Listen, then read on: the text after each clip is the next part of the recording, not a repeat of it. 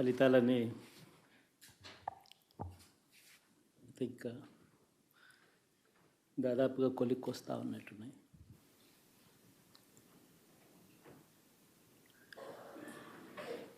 చూసిన ఫలితాలు జరిగిన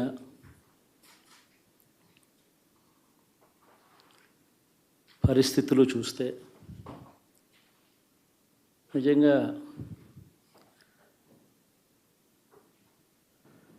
ఆశ్చర్యంగా కూడా ఉన్నాయి.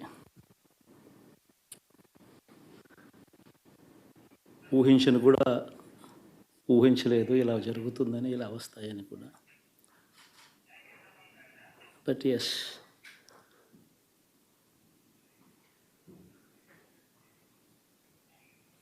అమ్మఒడి అందుకున్న 53 లక్షల మంది తల్లులకు మంచి చేసిన, పిల్లలు బాగుండాలి, వాళ్ళ చదువులు బాగుండాలని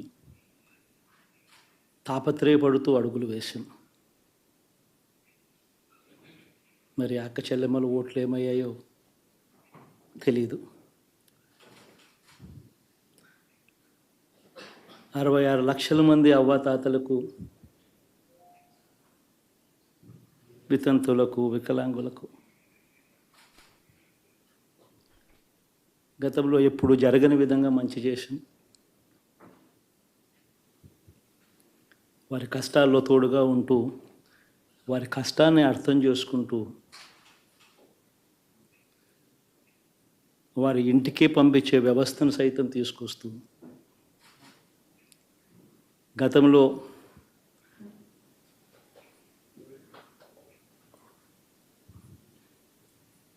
మా ప్రభుత్వం అధికారంలోకి రాకమునుపు ఇస్తూ ఉన్న చాలని పెన్షన్ నుంచి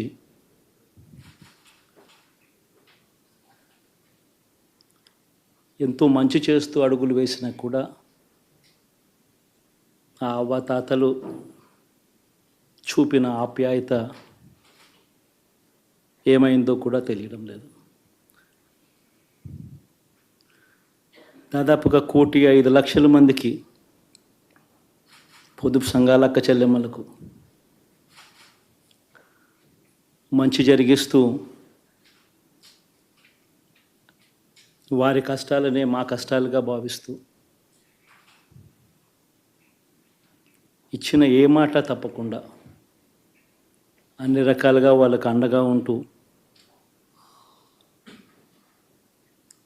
ఆసరాతో తోడుగా ఉన్నాం, సున్నా వడ్డీతో సైతం అండగా ఉన్నాం, చేయూత సైతం తోడుగా ఉంటూ నిలిచాం. మరి ఆ 1,05,00,000 మంది అక్క చెల్లెమ్మల ప్రేమాభిమానాలు ఏమయ్యాయో తెలియవు. 26 లక్షల మంది చేయూతను అందుకుంటున్న అక్క చెల్లెమ్మలు, వారి ఆప్యాయత ఏమైందో తెలీదు.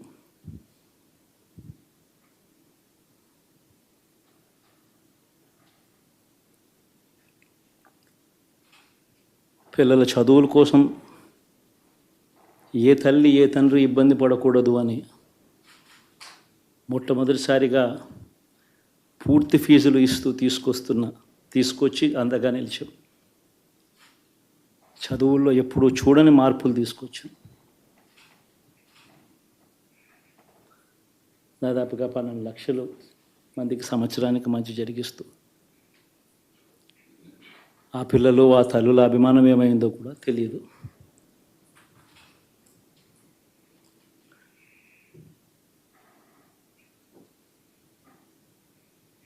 దాదాపుగా 54 లక్షల మంది రైతన్నలకు గతంలో ఎప్పుడూ చూడని విధంగా, జరగని విధంగా పెట్టుబడికి సహాయంగా అందించే కార్యక్రమం మొట్టమొదటిగా జరిగింది మన ప్రభుత్వం వచ్చాకే.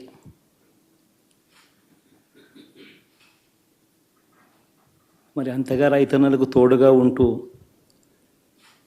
రైతన్నలకు రైతు భరోసా ఇవ్వడం కానీ,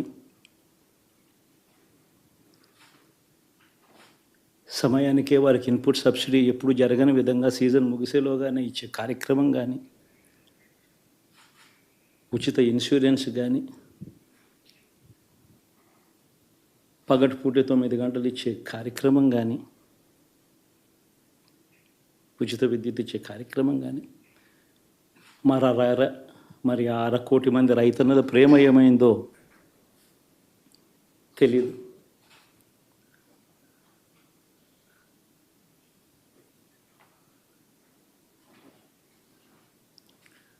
మరి ఇన్ని కోట్ల మందికి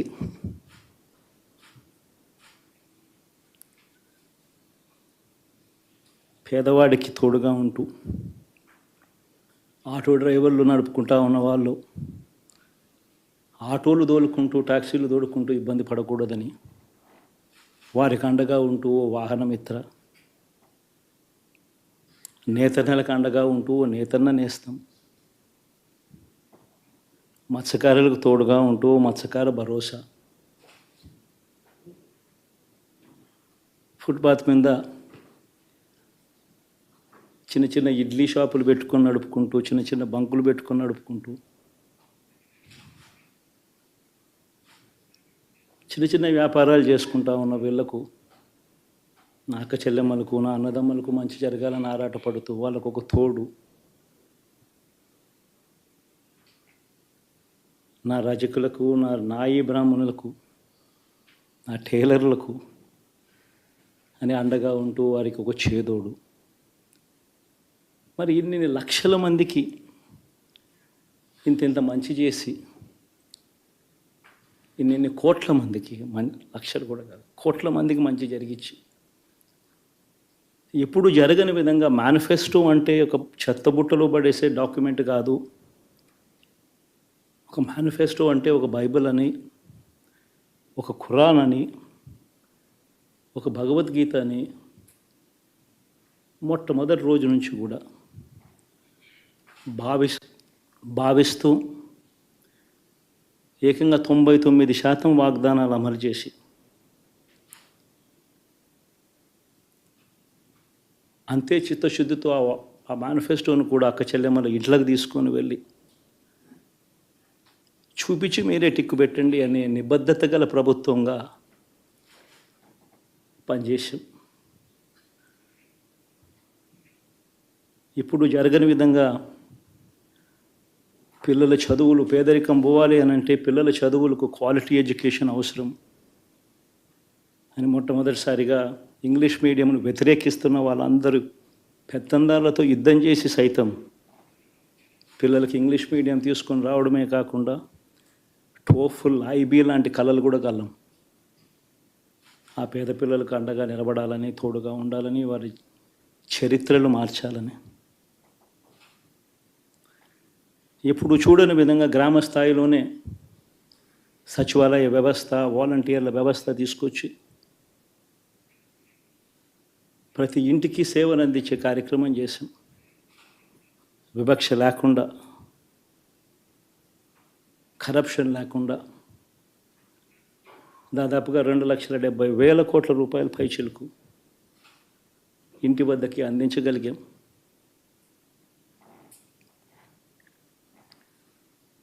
ఇప్పుడు చూడని మార్పులు తీసుకురావడమే కాకుండా ఒక చదువుల రంగం అయితేనేమి, ఒక విద్యారంగం, ఒక వ్యవసాయ రంగం అయితేనేమి, ఒక వైద్య రంగం అయితేనేమి, ఏ పేదవాడు ఎప్పుడూ ఇబ్బంది పడకూడదు అని ఎప్పుడు ఊహించని విధంగా మార్పులు తీసుకొస్తూ పేదవాడికి అండగా నిలబడగలిగాం.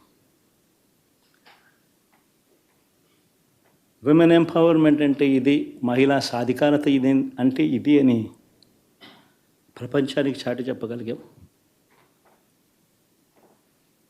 సోషల్ జస్టిస్ అంటే, సామాజిక న్యాయం అంటే ఇది అని ప్రపంచానికి చూపించగలిగాం.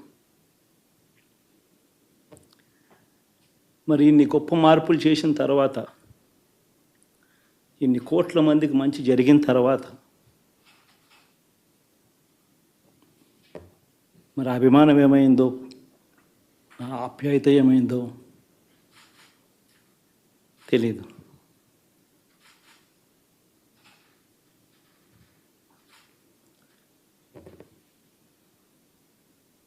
ఎవరో మోసం చేశారో, ఎవరో అన్యాయం చేశారో అని చెప్పి అనొచ్చు, కానీ ఆధారాలు లేవు.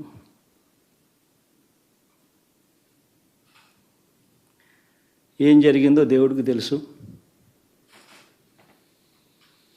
పెద్ద నేనైతే చేయగలిగింది ఏమీ లేదు. ప్రజల తీర్పు తీసుకుంటాం,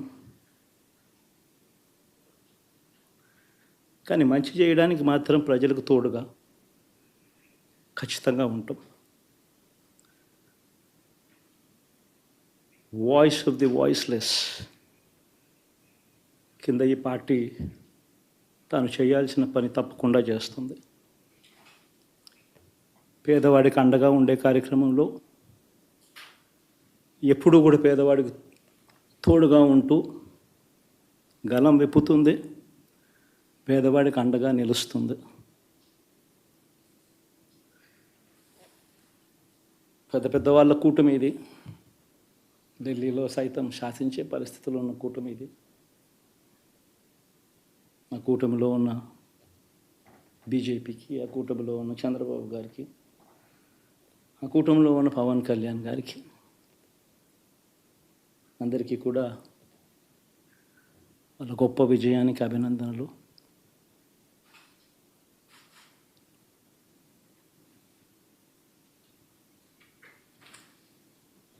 ఓడిపోయినా కూడా నా ప్రతి కష్టంలో కూడా తోడుగా అండగా నిలబడిన నా ప్రతి నాయకుడికి, ప్రతి కార్యకర్తకు, ప్రతి వాలంటీర్కు, ప్రతి ఇంట్లో నుంచి వచ్చిన ప్రతి స్టార్ క్యాంపెయినర్గా నాకు తోడుగా నిలబడిన నా అక్క చెల్లెమ్మలకు, అన్నదమ్ములకు, మీ అందరికీ మనస్ఫూర్తిగా మీ అందరికీ కూడా కృతజ్ఞతలు తెలియజేస్తా ఉన్నాను. ఏం జరిగిందో తెలియదు, కానీ ఏమి చేసినా, ఎంత చేసినా ఇంకా 40% ఓటు బ్యాంకు మాత్రం తగ్గించలేకపోయారు. ఖచ్చితంగా మళ్ళీ ఇక్కడి నుంచి లేస్తాం.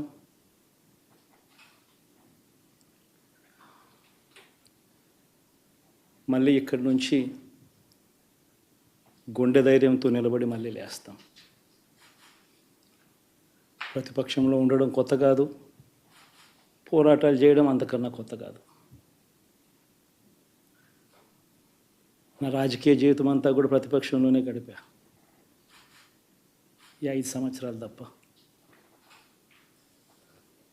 పోరాటాలే చేశా, రాజకీయ జీవితంలో ఎవడు చూడని కష్టాలు కూడా అనుభవించా.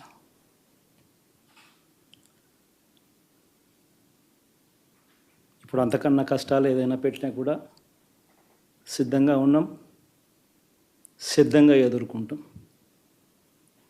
ఆల్ ది వెరీ బెస్ట్ గవర్నమెంట్లోకి వచ్చిన వాళ్ళకు. Thank you.